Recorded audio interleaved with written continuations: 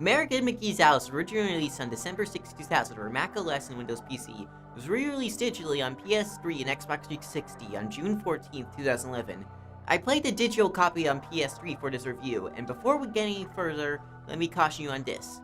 Buy the original PC version. This game was meant to be played with mouse and keyboard, and it shows. Before we get into gameplay, let's cover the plot. There's going to be spoilers, so skip to this point in the video to avoid being spoiled. Our story begins with little girl Alice dreaming of Wonderland when suddenly a fire breaks loose in the house.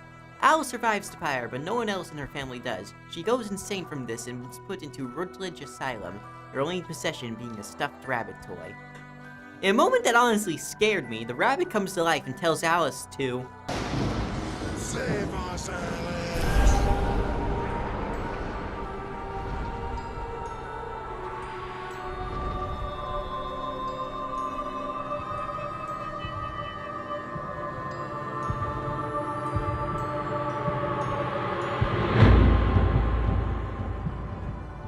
Alice finds herself in Wonderland for the first time in years and discovers that it is not the joyful place she remembers. It has become corrupted and twisted. She meets the Cheshire Cat, who will serve as Alice's guide for the game and constantly give her advice, even if it isn't always the most helpful.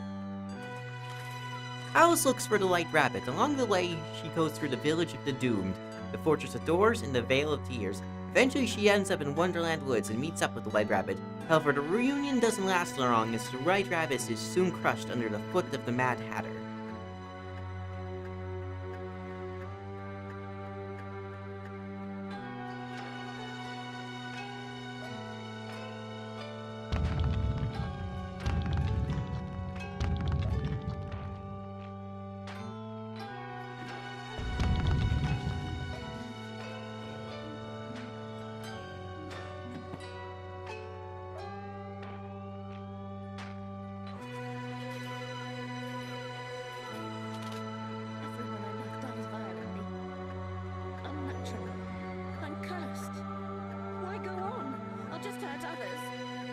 As Alice makes her way through Wonderland, she is soon captured by the Mad Hatter and is put into his domain. There she fights Hatter and ends up victorious. She ends up freeing the Griffin on her way out. Alice has her mission: fight the Queen of Hearts and free Wonderland. On her way to the Queen's castle, she encounters the Jabberwock. The Jabberwock embodies all of Alice's guilt, but she overcomes it and defeats the Jabberwock. Soon she encounters the Queen, but before we talk about that, let's talk about the game's voice acting. Most characters don't get more than 5 lines of dialogue, but the two people who talk the most, Alice and the Cheshire Cat, have great voices. Alice is voiced by Susie Brad, who comes off as sounding both worried and annoyed by the Queen's takeover of Wonderland. The Cheshire Cat is voiced by Robert Jackson, who some of you may recognize as the voice of Powerpuff Girls. And well, just listen to his amazing voice. Bravery and I are not on intimate terms. My natural curiosity is tempered with caution. Thus I've lived long. But now, ignoring my instinct to flee or fib, I speak the truth without regard to consequence. Your courage deserves no less. You've suffered great pain, and you've caused some. You've endured deep grief and feelings of guilt, but you will be tested by a more wrenching anguish, Alice. There is worse to come. You and this Red Queen cannot both survive. You are two parts of the same... As you just saw, the Queen kills the Cheshire Cat before the final boss battle. Alice confronts the Queen, and although it was a long fight, Alice ends up victorious in the end, and Wonderland is restored. As a result of this, Alice regains her sanity and leaves Rutledge Asylum, and our story ends. Before we get into the gameplay, there's one more story-related thing I would like to cover.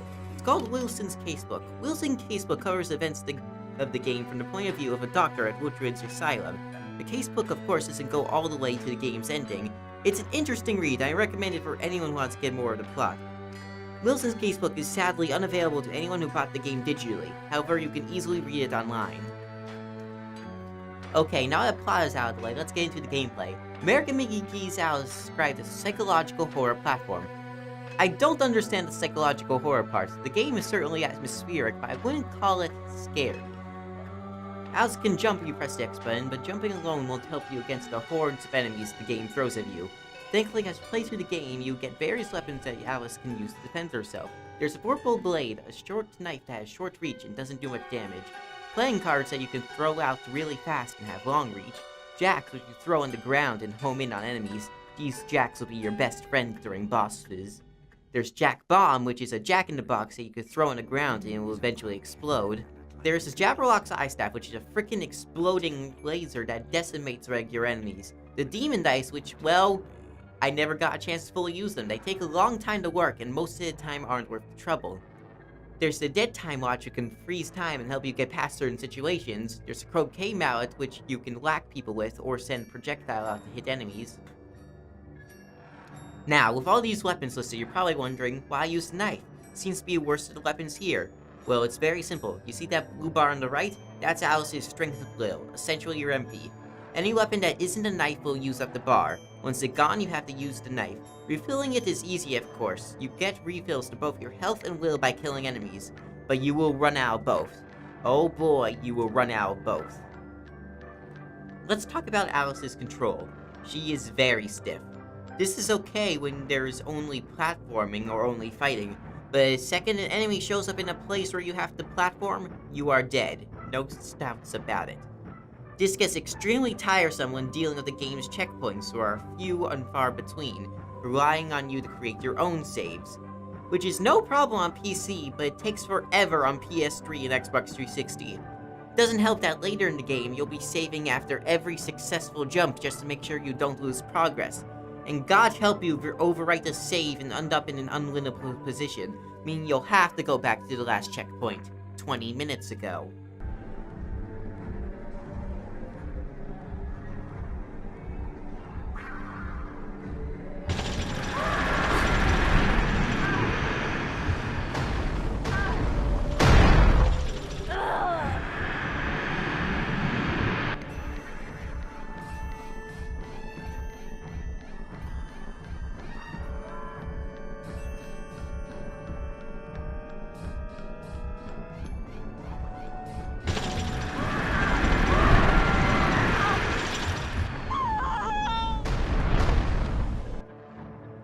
This game is hard, and you learn to deal with that difficulty after a while. Ironically, despite how hard everything is, every boss in this game is pathetically easy and goes down just as soon as they arrive. Except the Jabberlock, he's very hard, and you don't get many opportunities to hit him, save after every hit, kids. And that's American Mcgee's Alice, a nice short game by American Mcgee. It is a cult classic, but it has definitely aged. I doubt I'll be replaying this game anytime soon. Although you want to experience the game that resulted in its sequel, Alice Madness Returns, try it out. It's definitely worth one playthrough just because of its legacy and cult classic status. I'm Skeith, and I'll see you next week in another review.